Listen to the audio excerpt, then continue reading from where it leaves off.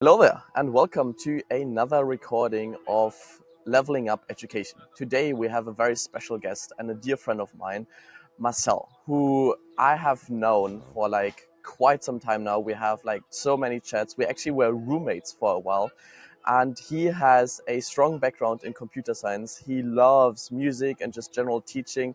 He does that through YouTube and Twitter. He's also a video photographer, a great dancer, and he has overcome so many challenges that we'll talk today in today's episode.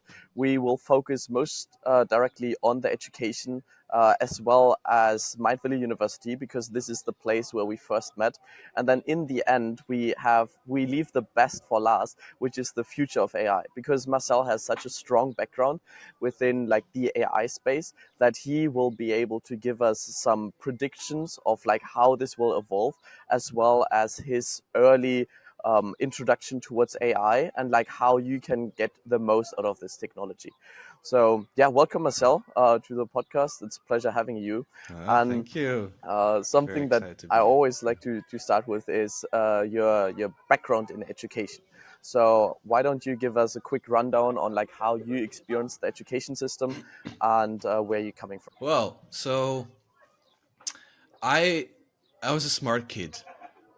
I did first and second year of, I call it in English, low school.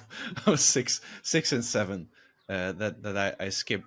I jumped from the first to the second year, and so I something I experienced a lot in the education is that it was kind of, it is difficult for me. It's difficult if you're like either above average intelligence or below average intelligence. It's like you're like being different. It's difficult. I was bullied for many years because there was this other guy who had to work very hard, and I could get similar grades without doing very much. Um, and like yeah, I think that's where it started, my obsession with just always doing all kinds of different things, because like school itself was not enough for me. Things are kind of too easy, too boring, and it just kind of worked out even if I didn't try. Mm. So one of the things I learned there too was not trying. Like, it's gonna be fine if you don't Mm. work, which is like later on in life that's been a very difficult thing. Like even though they tried a little bit, like helping me, like giving some extra stuff, but most teachers are just like, well, then I'll give you 2 pages of math equations. I'm like, I can do the math equations, it's fine. Mm. And then you kind of retract and be like, yeah, it's fine, or just pretend like nothing's going wrong. I think this is the um, challenge of the teacher, so yeah. because they have to kind of, they're just one person and Yeah. they have to make it kind of engaging for 30 students, but you cannot make it right for everyone. So Yeah. half of the class will be overwhelmed, while the other class will be Yeah. bored out of their mind. And I guess you were kind of on the boredom side. And yeah, that's of course challenging. What kind of inspired you kind of not being able, not being challenged by the schools or by the teachers? Is that what sparked this passion for becoming teaching yourself, going on YouTube or on Twitter, and kind of teaching some other people the things that you had to learn on yourself because the teachers didn't really provide that value?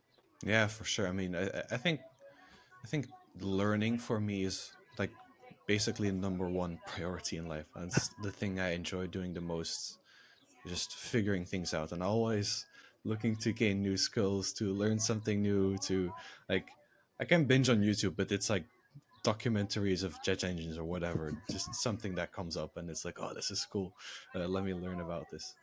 Um, my mom is a teacher, so I think I've got some like teaching from there too. She did always say like, never become a teacher. But I don't think she meant in the way I'm becoming it now. She meant more in the way of like the type of high school, which can be, yeah, working with kids that age can be very difficult. How would you um say it's different, comparing your mom being a teacher and now you being a teacher on through social media, YouTube, Twitter? my mom is a teacher in a place where the students don't want to go to school. I'm a teacher where the students are looking for me. Hmm. That's a huge difference, a huge difference. Even like especially high school is for many people the point where they don't really realize that they like learning. I think this is, you see this for many people who after their high school did a Sabbath year and then they went to university or something. Those people, they realize that I'm here with a reason, with a purpose. I want to learn. You, like, you tell the difference between the people who just kind of followed the path and the people who took a break and went into the real world before they actually started studying. Yeah, like for So example, I had the yeah. same thing. I spent like a year abroad. I went through Australia and did some work and travel there, and then after I came back, I just had a whole different outlook on school. Or even my year in America kind of Yeah. gave me this shift in perspective. And it's like, huh, learning can be fun, because like in America we were learning about like, I don't know, 3D printing and stuff like that, which just wasn't something in Germany. So I was like, huh, I guess like I do like learning. The problem I had with school was that I just didn't learn the things I was interested in. Is it the topic or is it the format? Yeah. You think? Because like I was always imagining like, okay, if I'm a teacher, I would never go through a textbook. I would just say in the beginning of the year, guys, this year we're gonna try to make a rocket engine. Let's go. And then like you get to the point where, well, because of that, we need to know math and like addition and stuff. So well, let's figure that out. You know, and Mm, then over time you kind of get there. I think that would be my approach of teaching. But then still, like rocket engine sounds cool, so you probably need some kind of something that sounds interesting. well, well.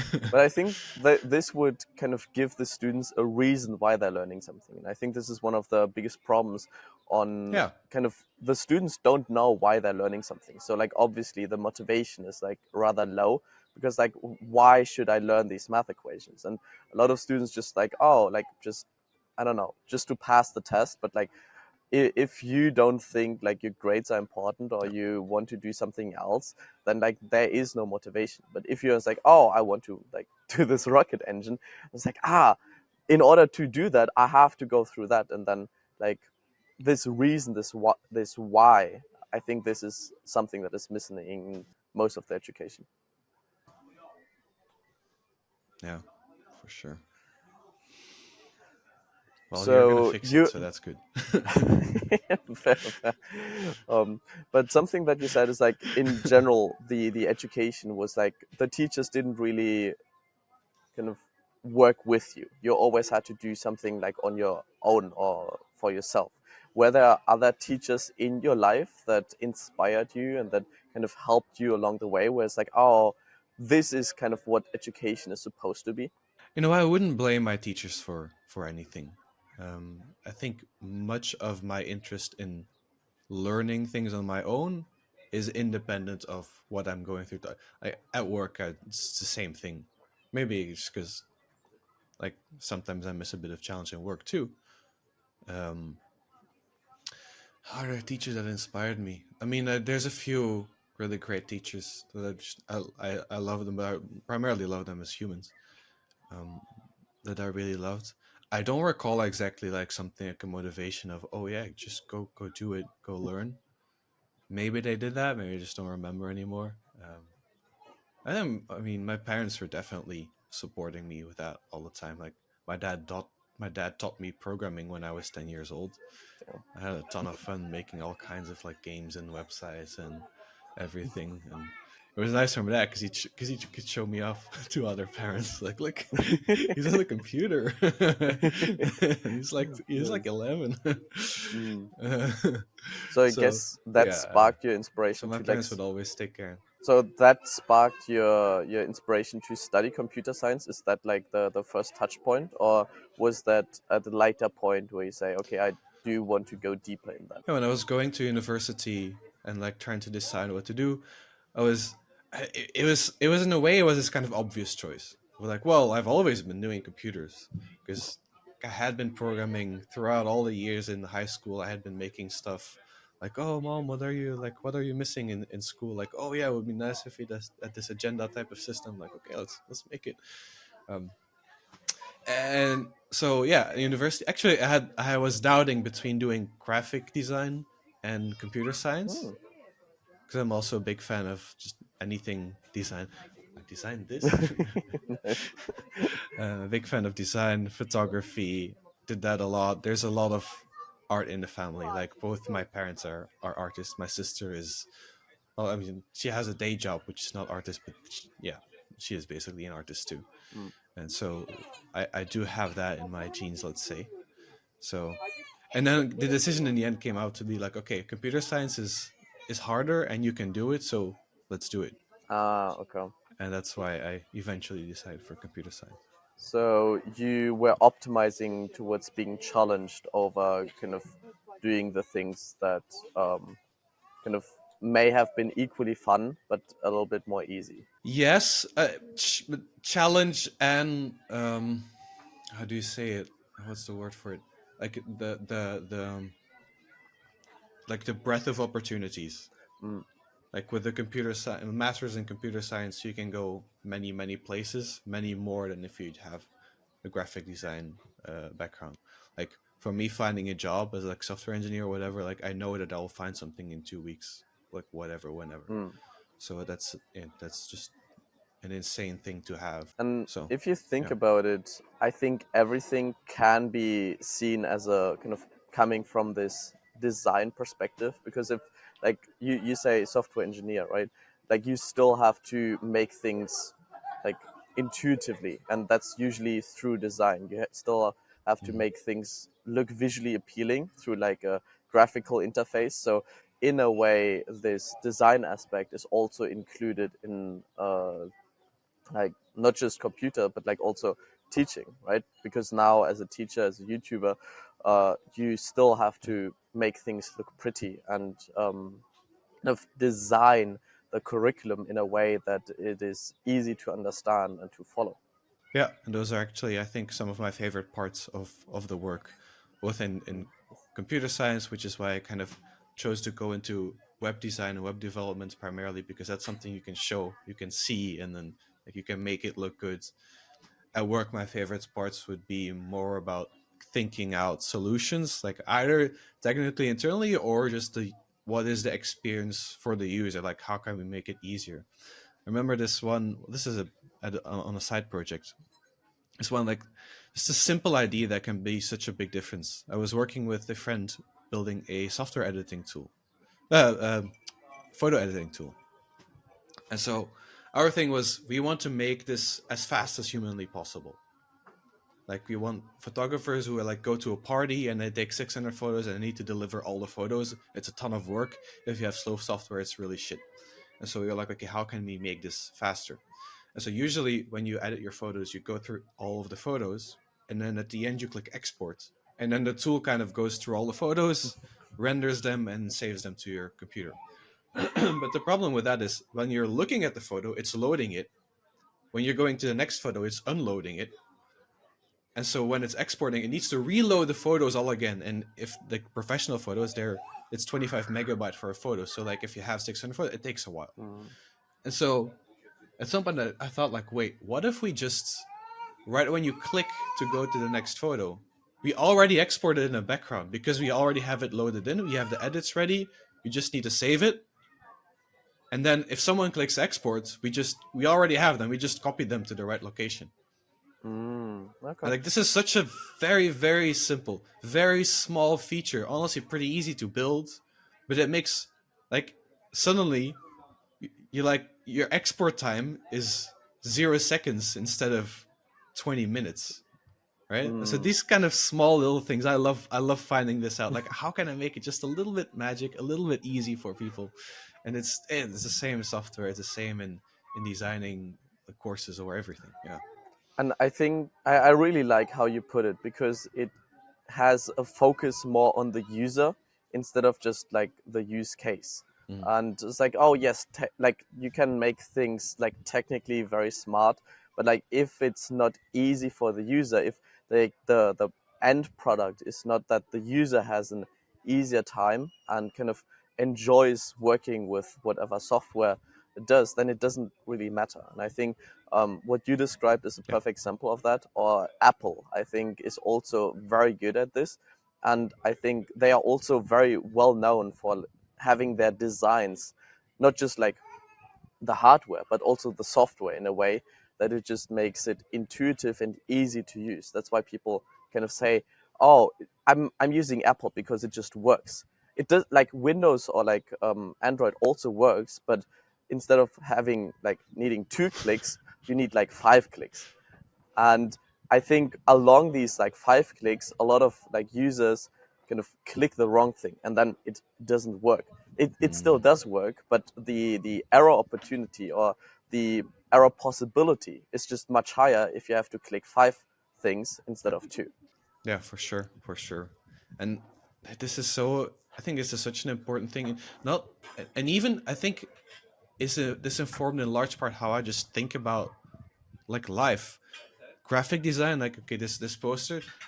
You, when you're designing something like it, you have to think about what are the people, what's going through their minds, in what situation are they looking at it, what do I want them to see, because like that they're seeing a poster on the side of the streets, they're just walking by, so how do you get them to get the most important information? I'm like, okay, I made this huge thing to like attract their attention, okay, fine, and then it's just for theater, so it's like, okay, what do they need to know? Okay, well, there's a time, there's a location, there's the price, there's a website, right? And so like you really need to think about what are people going through, what psychologically, what does someone how does someone read something, that kind of is from left to right and top to bottom, and like making sure that the right things grab your attention, and that you read them, and then the other things you don't care about, you're really building a path for someone to follow. And it's the same thing with websites, except website is more complicated because people can choose their own path, Mm, and then you need to make sure that they like you have all the paths thought out, and you maybe like nudge them towards a preference of one or the other, like the blue button versus the outline button, something like this. gotcha, gotcha. And this is in life too, like it really informs how I talk and how I communicate, and like, okay, giving the most important information up front, and then like you give hints to one thing or another, and you see how someone reacts, and then maybe you go into it or not, or like it's like everything is the same. Yeah. Everything is the Yeah, and same. like education as well, right? You have to design, kind of give people an overview on like what's to come, and then kind of dive deep into that. And I think someone who does this really well is Mindvalley, and this is kind of how we connected in the beginning, on just because they have a very good platform. It's well designed, and instead of just having like these courses that you go through, they kind of designed them as quests. And personally, I was like really interested in that because for me, having these quests felt like I was kind of playing this video game, and I knew this quest design. It's like, okay, every day I know what I have to do. I just have to watch the video, and then after the video, there were just certain objectives or tasks that I had to complete. So that's kind of what drew me into Mindvalley. Maybe you can kind of share the story on like how you thought about Mindvalley and how they kind of caught your attention with like a well-crafted design in terms of education. What attracted me the most to Mind Valley was actually not even the education design, but the videography and their website design, their graphic design, and that for me, when I see that, it just signals like, okay, someone really cares about what they're doing, and that makes a big difference. Uh, I have this in software too, like good looking software. Just you wanna use it. Um, I catch myself on this with like buying stuff like headphones or whatever. I'm like, no, I want the best one, but then I end up just buying the one that looks really good. But it still is good. But like, if it's ugly, then I'm not gonna get it. Mm, And I mean, I wouldn't say this one is particularly beautiful, but it's beautiful in a way that it's very functional, and that has a beauty in itself too.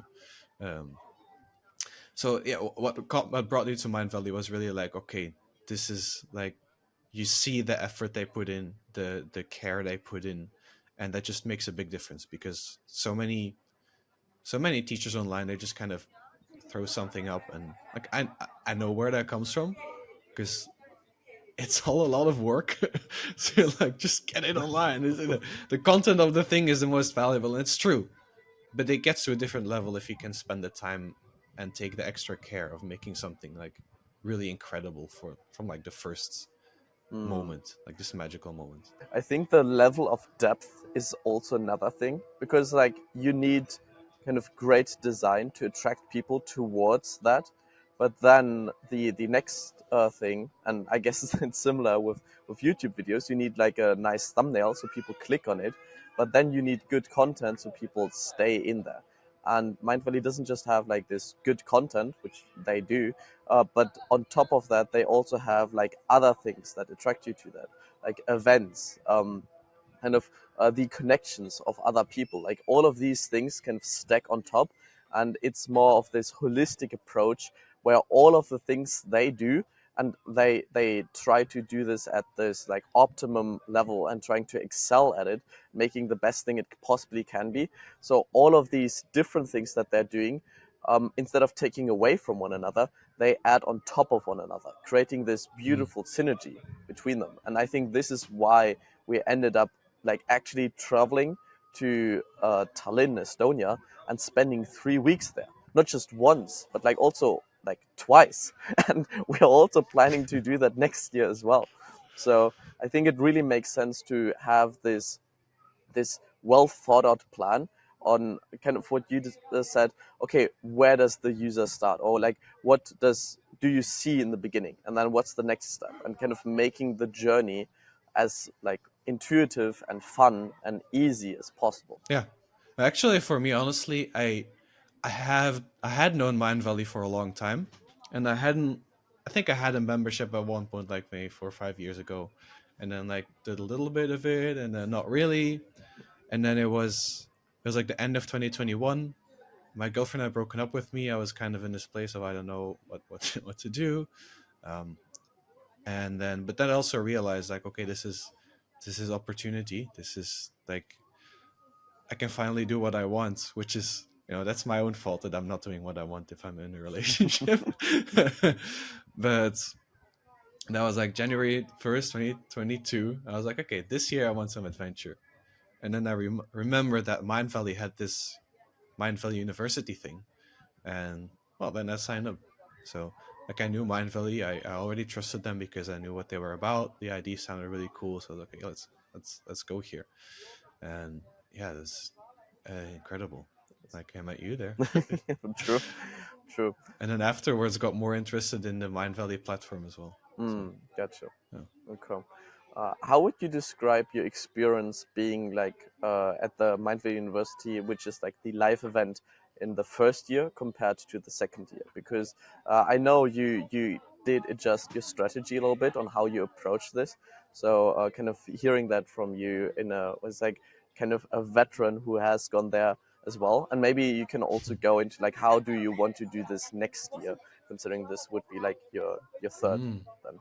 I think I went through a lot of growth between the first and the second year. So like this first year I was in there, I was much more in a place of this feeling of not being good enough or something, like where you like, this phase where you're doing personal development because you feel like you need it. And so at Mindville University, the first year, I went to a lot of lectures. I was trying to learn a lot, and I mean that was amazing. I mean, you've been there, all the times where people are doing exercises and like look into each other's eyes and start crying, and like okay, you feel things shifting inside of you. And yeah, it was like the first time being there. It's overwhelmed by all this goodness, and I think a very big part there was this realization that okay, I'm not alone. There's so many people who love the same things I do, who have the same interests I do, and even people my age. Because like when I'm here around friends, like almost nobody is interested in these same things. I mean, I have a few friends like a little bit. Like I bet you know that just like they're sort of interested in personal development, not really like that much into it. And so like sometimes you can maybe pick up like, oh well, meditation maybe, and then some people are like, oh yeah, meditation, and some people are like, what the fuck are you, this hippie? uh, so just like knowing that there was a tribe, and finding that was absolutely huge in the first year. And then the second year, I got this. It's like Nilesh said this at one point. I hope you still remember him. He said this at one point that personal development, it shouldn't be something you need to do. It should be something you like to do. And that always stuck with me. I'm like, That's actually the right way to look at this. I- Like, it's just fun. It's just fun. And that is something that I really took with me on the second year at Mind Valley. And so, well, like the official, the black box, the big lectures, a lot of them you already kind of know what they're going to talk about, because like a bunch of things are the same as the year before. And also a lot of it is just online on the platform. So I participated a lot less in those, and I actually focused more on the experiences, because those are much more unique. Like the people are there, but you cannot do it as well during the rest of the year. And then secondly, I focused on connecting with people. And this year I had my story figured out much better. Last year I was kind of like, I think I want to stop working at some point, something. And I was like, okay, I'm all in on AI. Let's connect. Let's see where I can help. I know what I'm talking about. Let's do this. And that made a big difference. It's just like you know what to talk about, right? It makes it so much easier. And like actually connecting with people based on your interests. And you know what you're talking about. I'm sure you had this too. Like you thinking about, okay, the holy game, like what is this about? How do I communicate to people? And you see that they like, oh, that's cool, you're passionate about this, you know what this is, let's figure this out, let's learn this. um so yeah, this year was much more people, much more experiences. I think I learned this year that networking is actually fine.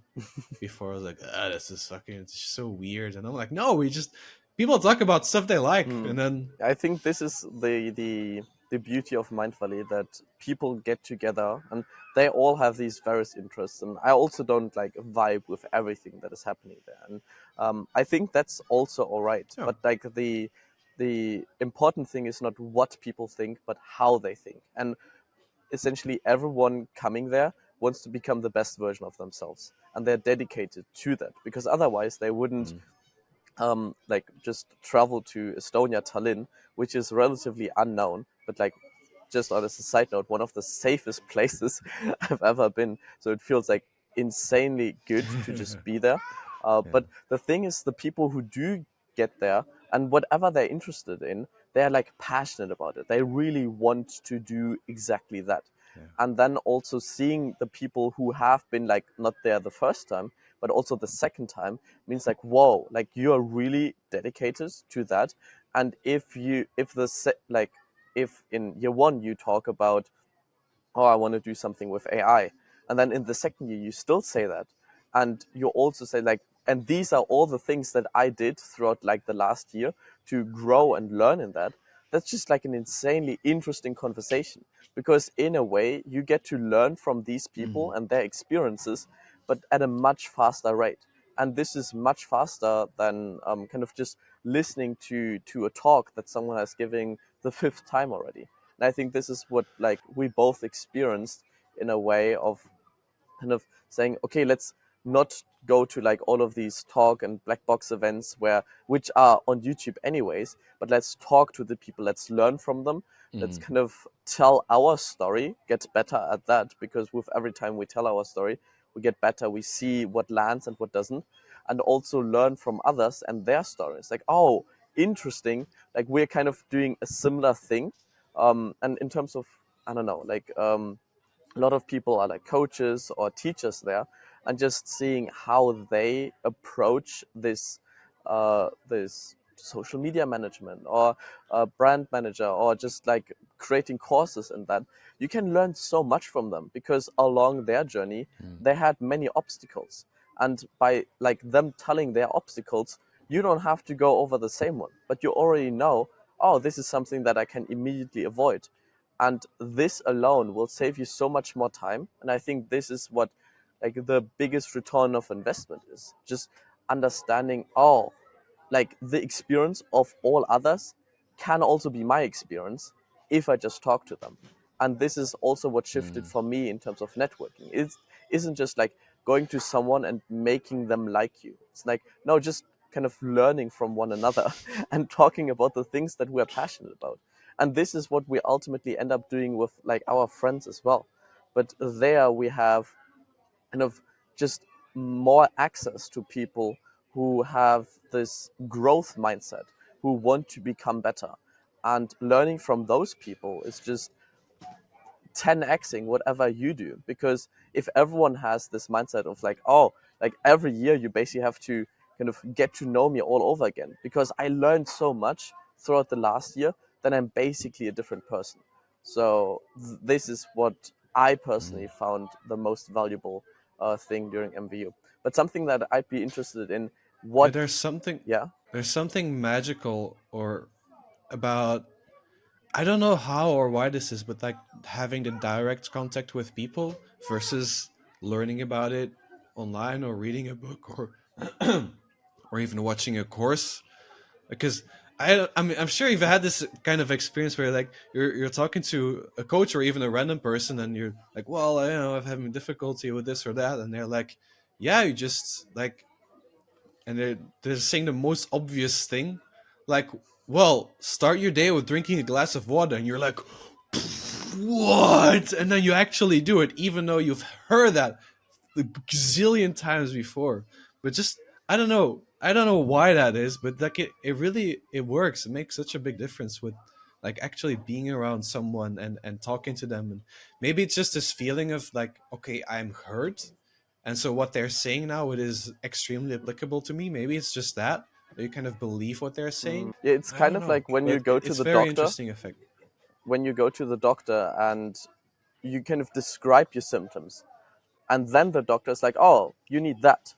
You're much more likely to follow that because, well, you believe it's like, oh, he heard like what my problem is, and then subscribes a cure.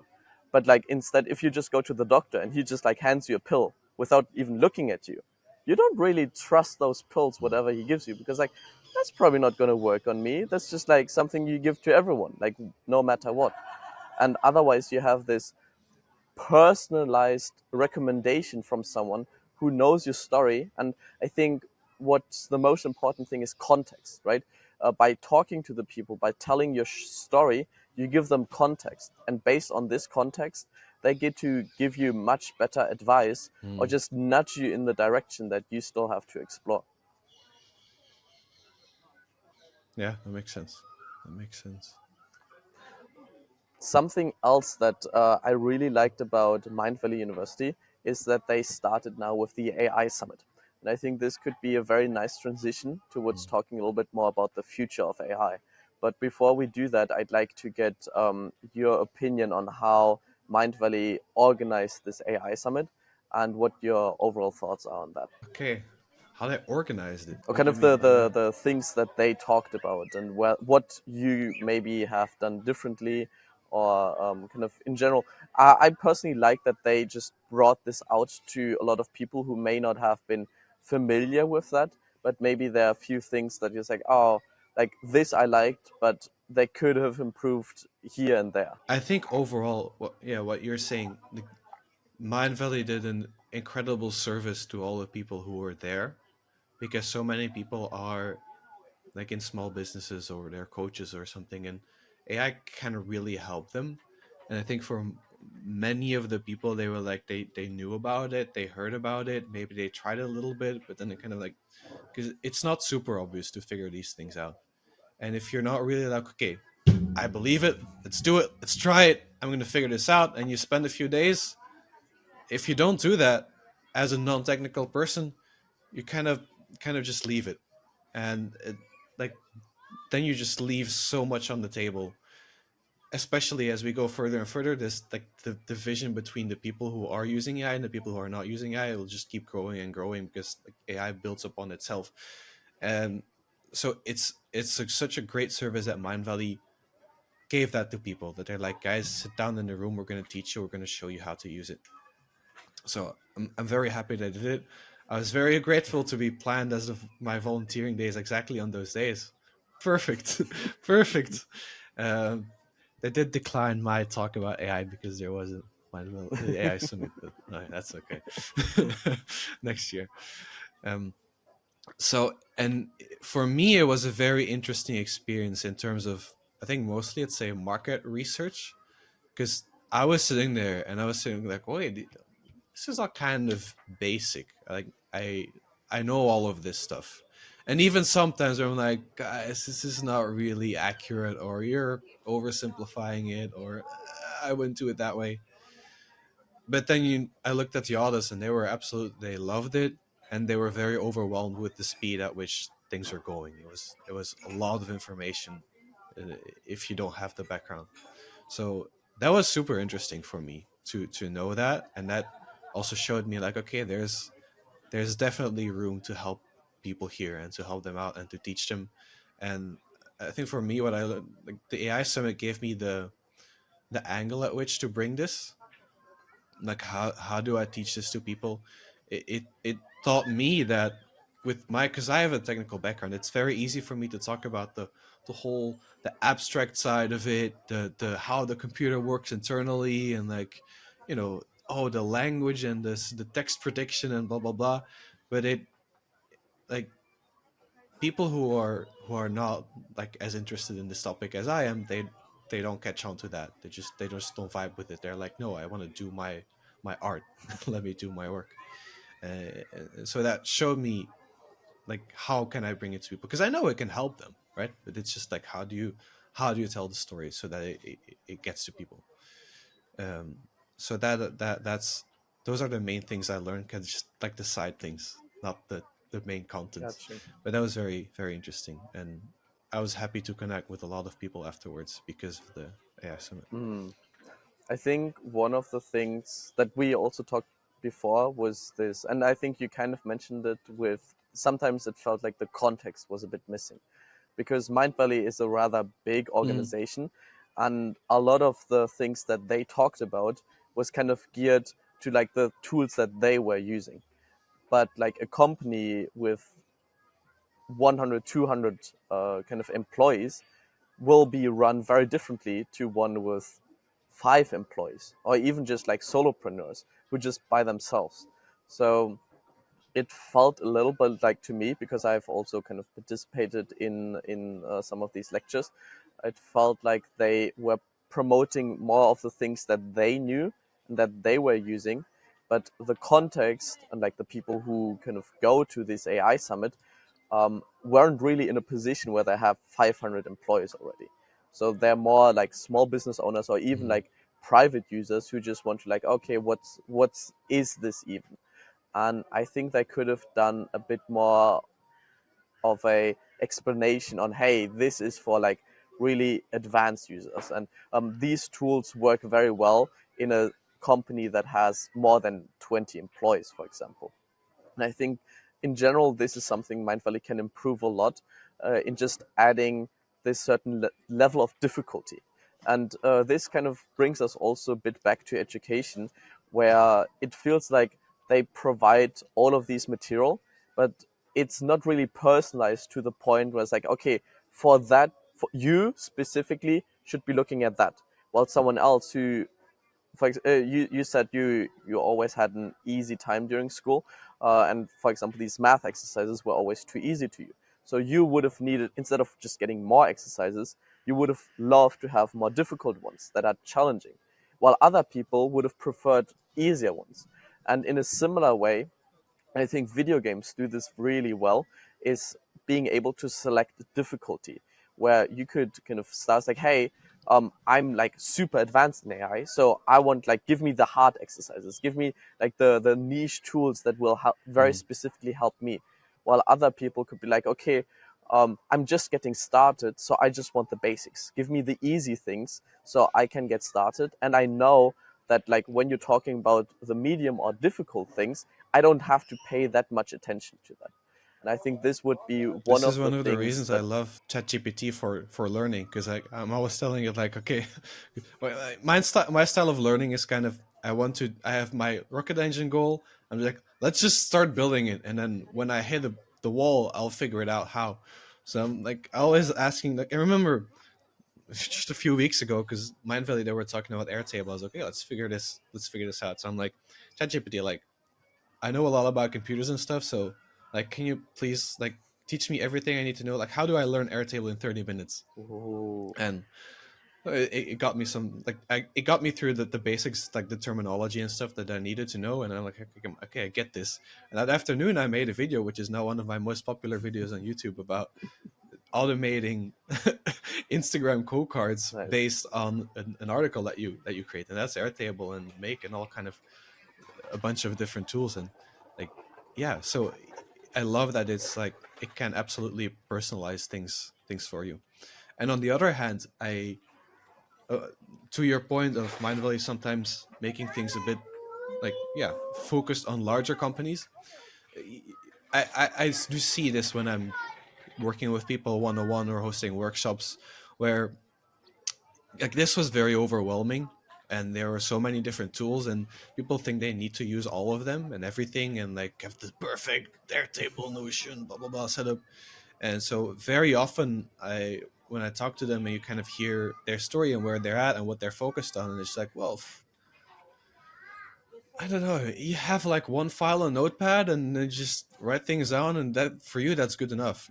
You don't need to spend 5 days setting something up that's too complicated. I think for many people kind of forget that sometimes the simple things work well enough, and like it's this empty folder syndrome where people organize things and they make a bunch of empty folders in their computer. Like, what? Don't make a folder until you need it. Mm, Like I stop myself from putting anything in a folder unless like the folder is getting really huge and I'm not finding the things I need. Then I'm like, okay, maybe this needs an extra folder. mm.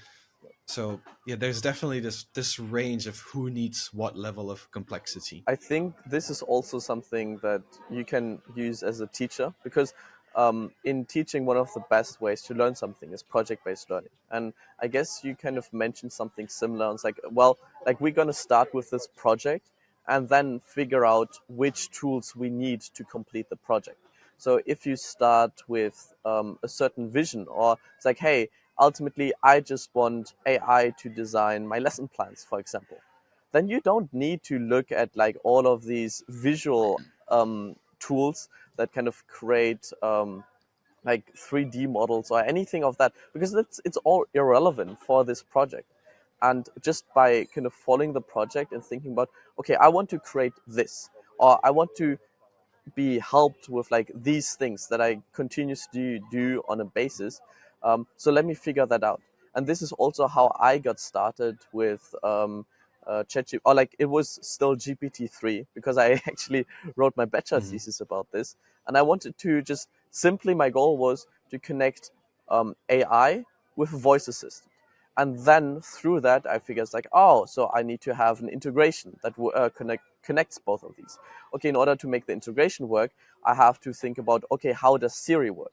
And from there on, there were like all of these small things that I knew is like, oh, so I'm stuck here, so I need to learn this. Oh, now I can go a little bit further, but here's a new obstacle, and I learned this. And by kind of going through these things, I know now all of the ladder, or like all of the steps, but it was never too overwhelming because I was always just working on this Yeah. next thing. And I think what Mindvalley did was just giving you all of the resources, which I think in itself is a good thing. But the disclaimer was missing that just use the things that are relevant to you. Because a lot of people are like, oh, AI and this is like will change my life and I need to learn everything now. And I just don't think this is the right approach because you quickly end up being burned out and you're like, this is way too much. It's too complicated for me. I just don't do that. Well, like it doesn't have to be that because you can just start with the simple thing, right? Yeah, I mean, part of me is thinking that they one of the reasons they might have done that is because they have their full AI mastery program, which takes a lot more time and goes into everything in detail. So, like, I hope they had the disclaimer inside Mm. of it. Um, on the other hand, they're still teaching all those topics, so like they need to have it. But yeah, that's a really good point. Of like, I think just in time learning it really bypasses your overwhelm because you just see the next you just see the next problem. Nice. You're just gonna you can put your blinders on and, and start learning. Uh, yeah, this is one of the things I really learned from Tiago Forte and building a second brain. This project based approach, like he's always saying, so many people when they have notes or they learn something or they read something, they kind of try to organize it into what it is, but it's not. the actionable way of organizing it. Actually, you're reading an article, for example, in the context of a project you're working on. Like, oh wait, I'm learning about integrations because I'm making this bachelor's thesis. If you would start like categorizing everything, then it's very difficult to find it later as you're continuing through the project and you need it again. So he's like, well, why don't you just put it in your little project folder and then later on move it, because we have computers and we Mm, can move things. So nice. yeah, I love that way of thinking. So you mentioned second brain, and just to quickly explain what this is, because we both have one, and I think this could be a nice exercise to finish up everything and kind of wrap these things up. So while I explain it, maybe you could think about how AI could add on top of a second brain, and how we can make this whole process easier. But let me just quickly explain this second brain concept. And as you said, it's from Tiago Forte. And what he does is he thinks about, instead of just memorizing everything, you create a digital note taking system which allows you to have all of your notes in one place. And instead of memorizing them, you can just look them up. And in order to do that, of course, you need to structure your notes in a way that they are easy and accessible, and also kind of just outsource that part of your thinking, because then you stop memorizing all of your things, and you can use this processing power of your brain to kind of just work out on like new solutions, which ultimately is what you do. So your brain is not for holding ideas, but for generating them. And I think this second brain, this digital note-taking system, is perfect for just holding these things and increasing your general capacity, so you can focus more on the processing, because this is ultimately what I believe the most valuable thing a brain can do on working on solution. But it's just like not a good tool to just memorize things. A computer or like a note-taking tool will do a much better job at that. So now with AI, we also do have some level of processing. So how could we maybe, if people were interested in creating a second brain with the help of AI, what would be like the first steps they could get into? So the way to think about this is, I like your second brain, it stores things that are interesting or insightful or good to you, and then you have them and then you want to get them out again. That's kind of the, because you don't want to save things because so it's you never see them again, because that's a big problem with many people when they're doing their note taking. um so the AI here is very interesting because it's like an extra layer of reasoning. So you can say that, well, at least for the coming 2 weeks, humans are top level reasoners and AI is a bit less good. We'll see in a month. um, and so I have this experience quite often when I'm planning out a video script, for example, and I just kind of go through my notes and I just collect notes and, oh, this is a good idea, oh, this is a good idea, oh, this is a good idea, and then based on that collection, I come up with what am I going to talk about. But that relies on me searching for specific words or for me remembering titles of things. Now, the layer of AI on top of that gives you a base understanding of it, so it can, based on what you're already typing, it can be much smarter in figuring other things out that are related to it. So I'm starting to play around with this plugin, and Obsidian is a tool I use, a plugin that indexes your notes with artificial intelligence, so it's a much better type of search in there, and you can already also like chat with your notes or whatever. And so that's just another way of coming up with these incredible ideas. It can also maybe figure out gaps in your knowledge, because you're like, well, you have something about this, you have something about this, but there is a connection that you haven't figured out yet, so why not look at that? So those are all like very interesting things, and I think very good reasons to, if you don't have this second brain yet, to start doing it. I like physical books, but then you miss out on the thing being indexed, or you need Hmm. to underline it and then copy over everything, which is very very annoying. So that's like a, yeah, I go back and forth. Also, with physical books, you also have like the information is stagnant, right? It doesn't change. So some things like there's just like an update. And it's like, hey, this is old information, and you just don't have a way to seeing that in the physical book. And some books, like, oh, they're still relevant. Like Think and Grow Rich is feels like it was written like 100 years ago, but it's still relevant. But other books just quickly lose Yeah. relevance in terms of like, oh, just AI changed everything in that context. Yeah, for me, I think physical books have two advantages. One, that for some reason, like psychologically, it kind of calms me down to read or to sit in the couch with an actual book, because it's so much easier to get rid of all the distractions. I think that's maybe it. And then the second advantage is that because the way human memory works, we have this very spatial memory. Like we're very good at remembering where things are. Like because like, oh yeah, there was like this gum on the back of a trash can back when I was on holidays 5 years ago in Rome. Like that kind of for some reason we remember this. And I think there's the same with books. I'm someone is visiting me and I'm talking about something like, oh yeah, that was in this book, and I can pick up the book and I kind of know like it's at 2/3 of the thing. It's about here, right? And so for some reason that works very well with the human mind. But now that we have much better search engines, this could actually just change and we can even outsource it. I am curious about how to combine that. Maybe you can do that with VR, where Mm. like you have this like virtual space of where your knowledge is, and then you can walk around because that way you would remember where things are. Yeah, and Um, now this is actually so a yeah, start your quite the second brain. interesting thought experience, because we could then create the second brain, which is this digital note-taking system with the concept of a mind palace. And a mind palace is essentially a way for you to memorize everything by Mm, connecting it to physical locations.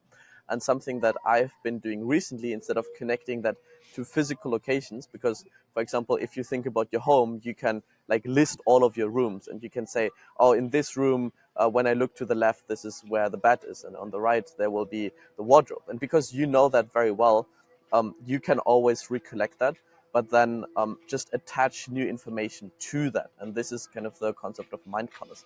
But something that I recently started doing is, instead of connecting these pieces of information to locations, because it's kind of a fast stretch on saying, mm. oh, I read like 7 Habits of Highly Effective People, so I'm going to connect being proactive with my wardrobe, which is kind of random, right? But Who is on your toilet? prefer not to say. But something that something that has worked, at least for me, and maybe it also works for other people, is just connecting these information to people and to persons. And for example, the author would be a very obvious Hmm. choice for that.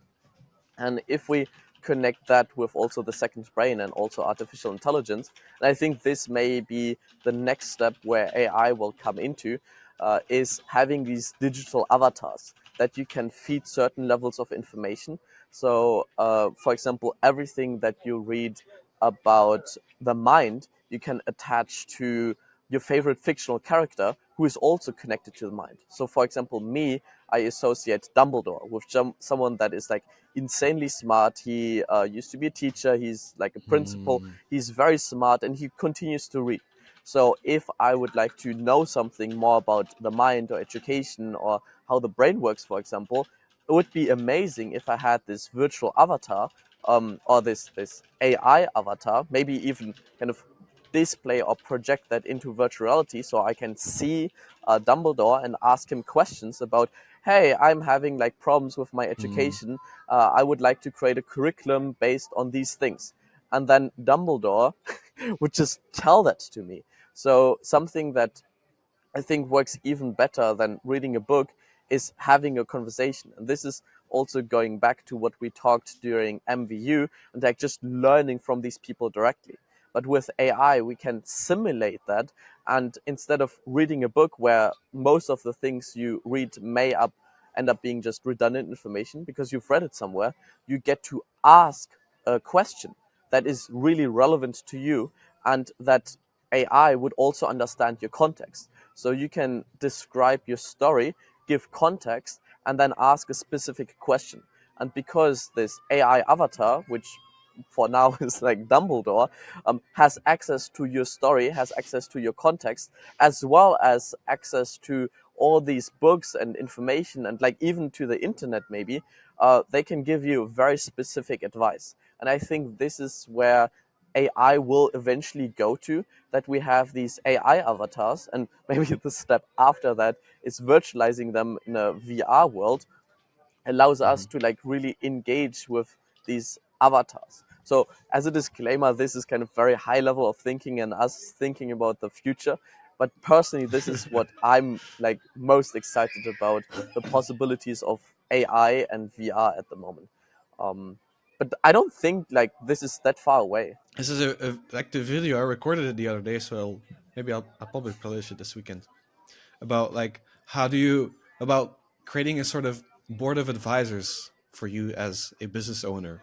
And it's like, I mean, it's just prompting ChatGPT, and so you can just ask it like, I'm doing this kind of business, what kind of roles do I need to advise me? And they just it just came up with a bunch of names and a bunch of people, and then you can throw your question in the group, or you can take each of their individual like bios and put them in a separate chat and start chatting with each of those people with their own expertise in private and have a much more detailed conversation with that. And that's, I mean, that's really cool. Like you'll like start feeling a connection with them Mm. at some point. And so yeah, it's a really good idea to actually expand on that and even connect them with your second brain or even the internet. That would be super interesting. So I think at the moment, like yes, you could start doing that with ChatGPT and like the chat already, but I think there are still few limitations that prevent us to make this work in the way that we just described. Because I believe the problem with ChatGPT is that its memory space is somewhat limited, right? You're deeper in that than Mhm. I am. Maybe you can talk about that a little bit more. Yeah, so ChatGPT, the underlying technology, the large language model, has a certain context window, which is the amount of information it can consider at the same time, which is, I think, about like, let's say, about 10 book pages length. That's both input and output. So they're not going to put everything in the input because otherwise you cannot output anything else anymore. And so this is a really big challenge that a lot of companies and a lot of people who are working with AI need to work through. So like, when a lot of I hear this at the AI summit as well. People are talking about, well, I'm training ChatGPT. I'm like, no, it's just the conversation. You're not training it. And this the other day, I was also reading this article of, oh, McKinsey, they trained a bot on all of their knowledge, and it's not really true. They didn't train it. What they did was they let the bot search through their knowledge. And so what happens when you're asking it, which is the same with all these customer support chatbots, the same with like the chatbots built on books, for example, built on websites. What they do is you ask it something, and then it will in the background do a search, and it'll like figure out, take individual pieces of information, and it's kind of like copy pasting that into ChatGPT. Like, here's your knowledge, here's the question. Use the knowledge to answer the question. Hmm.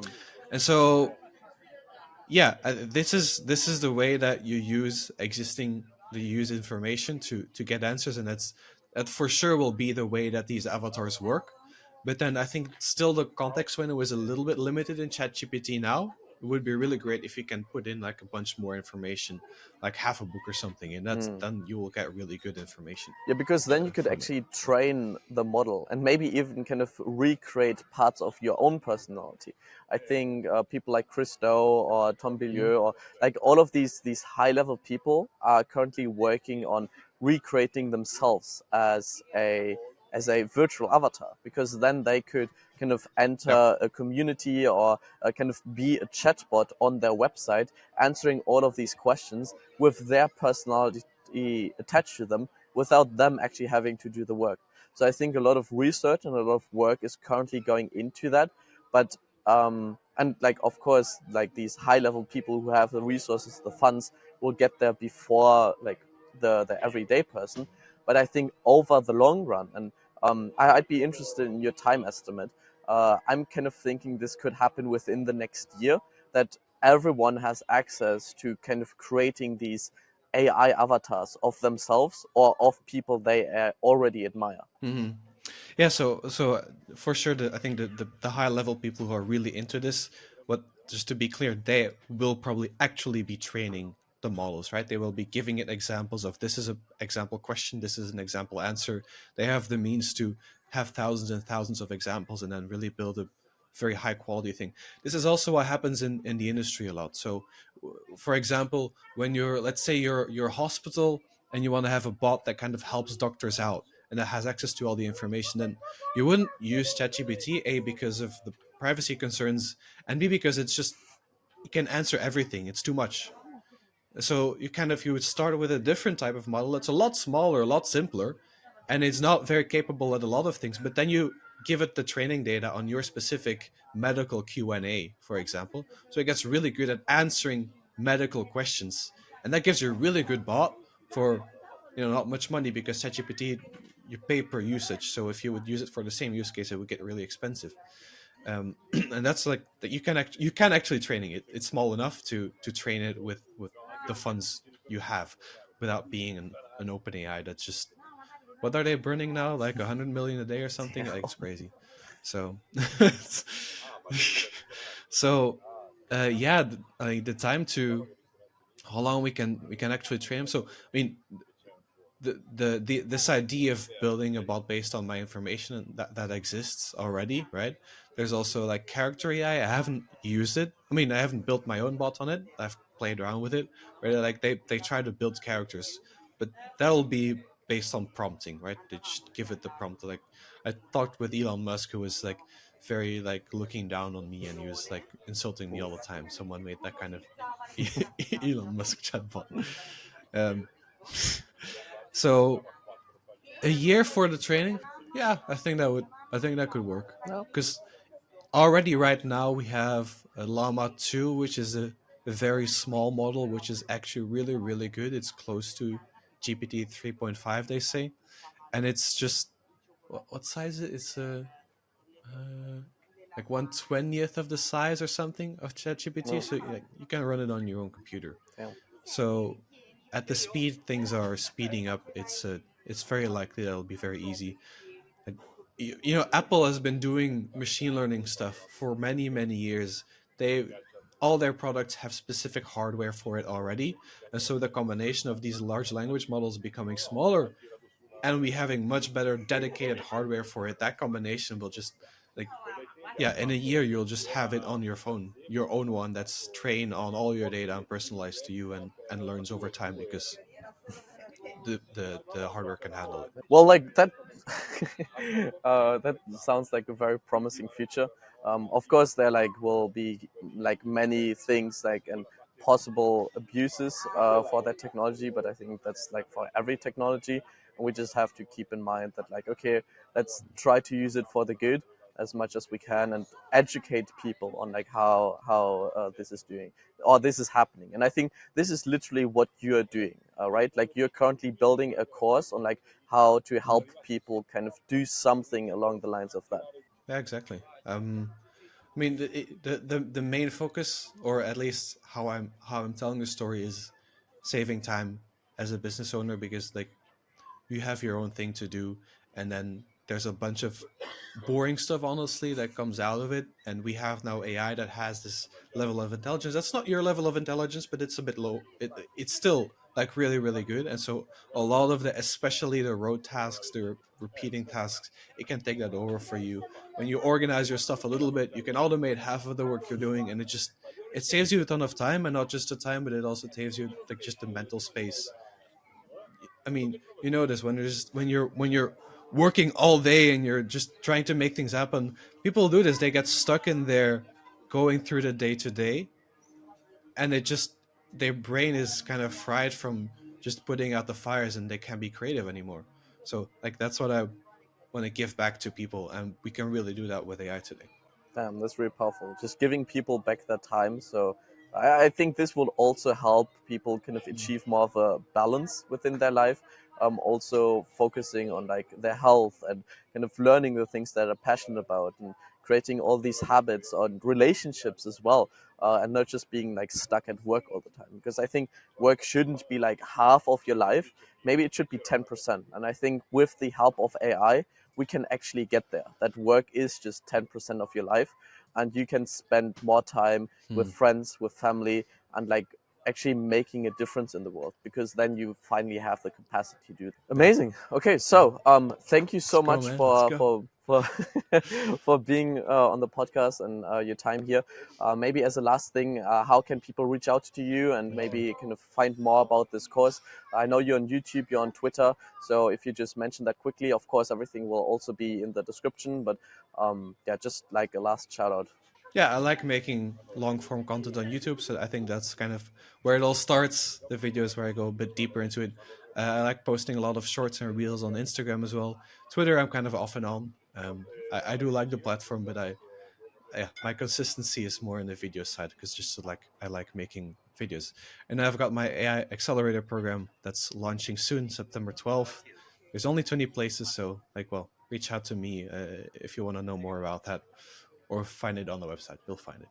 Amazing. All right. All of the links will be in the description. And yeah, thanks again, Marcel, for your time and the Perfect. amazing chat about artificial Thank you, Lucas. intelligence and education. And yeah, I think together we can really use the technology to kind of make a positive impact in the world. And I think that's ultimately what this is all about.